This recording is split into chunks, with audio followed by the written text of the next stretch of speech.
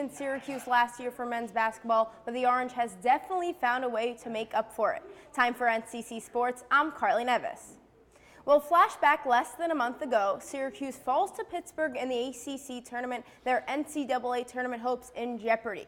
Fast forward to today, Syracuse has won the round of 64, got through 32, scooted by in the Sweet 16, and tonight found itself with its most daunting task, beating the #1 ranked Virginia Cavaliers in the Elite Eight. Jim Boeheim looking to get to his 5th Final Four appearance, but London Perrantes didn't want that to happen. He strokes it from 3 as Virginia went up 35-21 at the half. But freshman Malachi Richardson says, challenge accepted. He hits this deep 3 and he was just getting started. This 3 came on a step back and SU pulled within 6. Now under 6 to play, SU had pulled within 1. Richardson goes dancing. He found his way into the paint and Syracuse its first lead of the second half. Fast forward 3 minutes, Richardson gets his own rebound, fakes it out, and so nice, we gotta see it twice. That fake, the Virginia Cavaliers didn't know what to do with that one. Syracuse on a 25-4 run. Now last shot for Virginia, down 3 with 14 seconds left. Devin Hill just off the mark, and Syracuse pulls off the upset over #1 Virginia. And after the game, SU said it was all about the defense. We were just able to get stops. I felt like we were rushing them. That I was able to force some turnovers and some rush plays. So, it's just an unbelievable feeling. We were able to get some stops. Malachi made a huge play at half court when he saved the ball. That just flipped it for us right there. But then we got a bucket. Things just fell into place. And they have to when you're down that many. You have to play a perfect game at the end, and we pretty much did. With the win, Syracuse advances to its 6th Final Four, but probably the most unexpected in program history. They'll face the winner of North Carolina Notre Dame next weekend in Houston. And to the women's side, the Orange are also feeling elite. It's been a historic season for SU, their first time in this Elite Eight round, and looking for a trip to the Final Four for the first time as well against Tennessee tonight.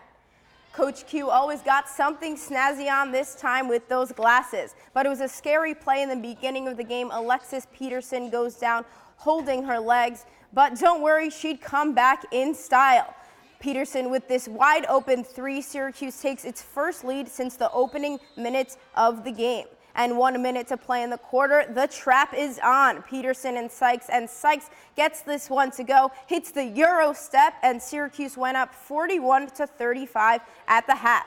Second half, Cornelia Fondren hits Maggie Morrison for 3. The 3 parade would keep going on. Brianna Butler decided to join the party. They had 14 threes in this one as Syracuse advances to their first Final Four ever with an 89-67 win. And after the game, Coach Q and Alexis Peterson were just soaking in the moment.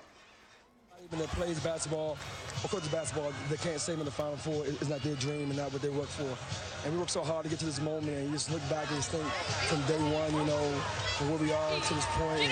And, Dr. Gross had a lot of faith in me, gave me head coach's job at Syracuse when nobody would give me a BCS job, and Nancy Cantor's been so big. And they just gave me a chance. I just thought about them, thought about my family and our new administration. I'm just so happy for everybody and our team. This is incredible. I feel so good. Look at my team. Nobody thought we would be here. Nobody thought we would win this. And we stuck together and we won in this fashion. I can't say enough. Well, Peterson had a season-high 29 points, and she broke her own record for points scored in a tournament by a Syracuse player. Syracuse will meet up with #7 Washington next Sunday in Indianapolis for a shot to play in the national championship.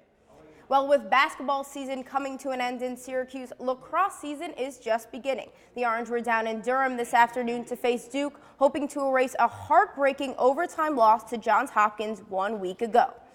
Well, SU ranked 5th in the nation, Duke at #9, but ranking does not matter once the face-off starts. We pick you up in the second quarter. Dylan Donahue finds Sergio Salcido. SU went up 4 with 5 to play in the half. Salcido had a career-high 4 goals in this one. Then 22 seconds to play in the half. Tim Barber works his way from the back of the net and finds the ball into the back of the net. SU up 11-6 at the half.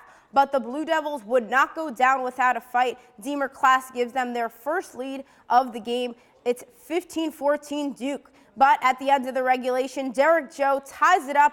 SU and Duke all at 15 all, so we go to overtime. And now under a minute played in the overtime period, Chad Cohen dances his way into the ball in the back of the net, and Duke is able to pull this one out. Orange with their second straight overtime loss. There's really no worse way to lose, and now they'll have to wait a week to get back into action against number 2 Notre Dame.